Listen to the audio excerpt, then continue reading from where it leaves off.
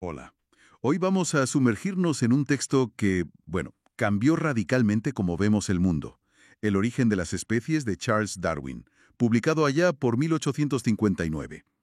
La idea es, usando un resumen muy completo que tenemos, explorar a fondo las ideas clave, el impacto que tuvo, vamos, destilar la esencia del libro y su contexto. Exacto. Es que su influencia es difícil de exagerar, de verdad.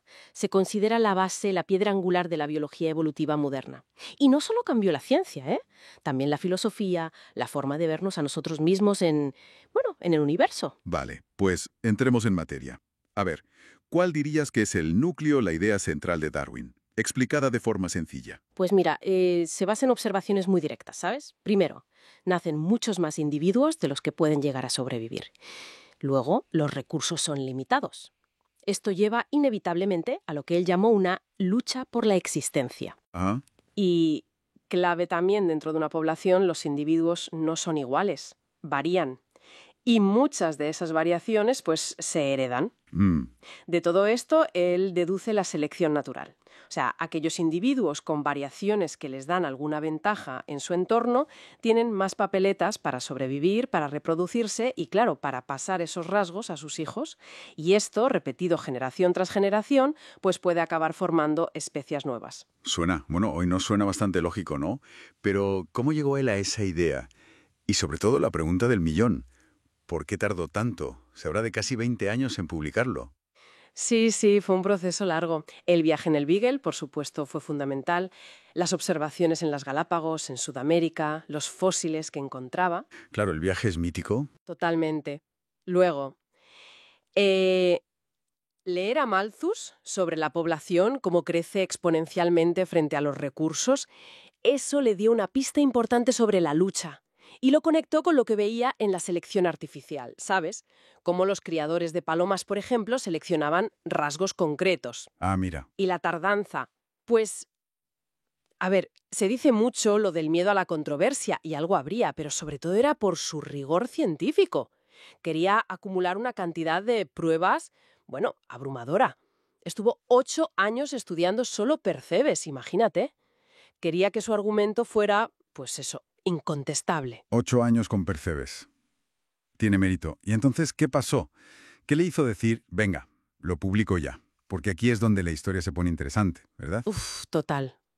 Pues fue una carta que recibió en 1858, totalmente inesperada. Una carta. Sí, de Alfred Russel Wallace, otro naturalista británico que estaba trabajando en Malasia, en el archipiélago malayo, y resulta que Wallace, por su cuenta, de forma independiente, había llegado, bueno, a una teoría casi idéntica sobre la selección natural. No me digas. Sí, sí, fascinante, ¿verdad? Cómo a veces las ideas flotan en el ambiente científico. Y claro, esa carta fue el detonante. Precipitó que Darwin y Wallace presentaran sus ideas juntos, de forma conjunta, y que Darwin se pusiera a escribir El origen a toda prisa.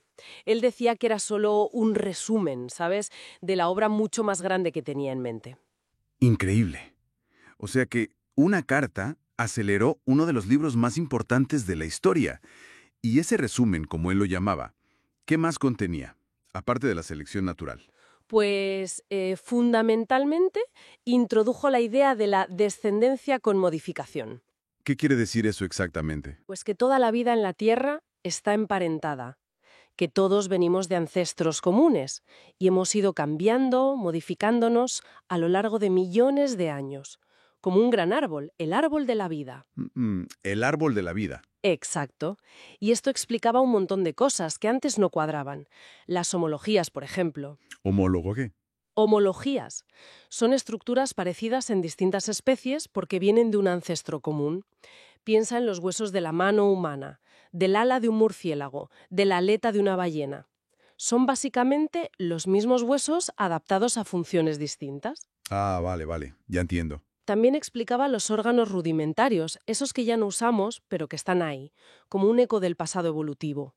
O porque ciertas especies viven donde viven, la distribución geográfica. Y ojo, que Darwin fue muy honesto, ¿eh? También abordó las dificultades de su teoría. ¿Cómo cuáles? Pues, por ejemplo, la falta aparente de fósiles intermedios en aquella época o cómo explicar la complejidad de órganos como el ojo. Él propuso explicaciones, claro, basadas en la evolución gradual, en que el registro fósil es incompleto. Interesante que él mismo planteara las pegas. ¿Y qué hay de nosotros, de los humanos? Entiendo que fue bastante cauto ahí. Muy, muy cauto, sí. Solo hay una frase casi escondida al final del libro. Dice algo como: se arrojará luz sobre el origen del hombre y su historia. ¿Solo eso? Solo eso. Pero claro, la implicación era potentísima. Todo el libro situaba al ser humano dentro de ese mismo proceso evolutivo, como un animal más, sujeto a las mismas leyes naturales, aunque la bomba la soltaría años después, explícitamente en El origen del hombre. Vale. Y entonces se publica el libro en 1859. ¿Cómo reacciona la gente? Me imagino que se liaría parda. Pues imagínate, fue inmediato y, bueno, muy intenso. Un auténtico torbellino de debates, científicos, religiosos, sociales, de todo. Tuvo defensores a muerte como Thomas Huxley, al que llamaban el bulldog de Darwin. El bulldog. Qué bueno. Sí, pero también críticos muy feroces como el anatomista Richard Owen, por ejemplo. Lo curioso, fíjate, es que la idea general de evolución, o sea, que las especies cambian y están emparentadas, se aceptó relativamente rápido en la comunidad científica. ¿Ah, sí? Sí, eso caló. Pero el mecanismo, la selección natural como motor principal de ese cambio, eso costó mucho más, muchísimo más. Hubo un periodo, de hecho, que se conoce como el eclipse del darwinismo, donde se buscaron otras explicaciones, porque la herencia, como pasaban los rasgos de padres a hijos, todavía no se entendía bien. Faltaba la genética. De curioso. O sea, aceptamos que cambiamos, pero no el cómo propuesto por Darwin, al menos no del todo al principio. Exacto. Hizo falta esperar al siglo XX a que se redescubriera el trabajo de Mendel y se fusionara con la teoría de Darwin para llegar a lo que llamamos la síntesis evolutiva moderna, que es, bueno, la base de la biología actual. Pero los pilares que puso Darwin en el origen, la variación, la herencia, la lucha por existir, la selección natural, siguen siendo el corazón de todo. Es la gran idea que unifica todo lo que sabemos sobre la vida. Un libro que, vamos, más de 160 años después, sigue dando que hablar. Y sobre todo sigue siendo fundamental. Sin ninguna duda. Y para darle una última vuelta, ¿cómo es posible que una idea que nació de observar palomas, pinzones, fósiles, en el siglo XIX, siga siendo tan increíblemente relevante hoy? Que nos sirva para entender desde la resistencia a los antibióticos hasta, no sé, la inteligencia artificial. Da que pensar, ¿eh?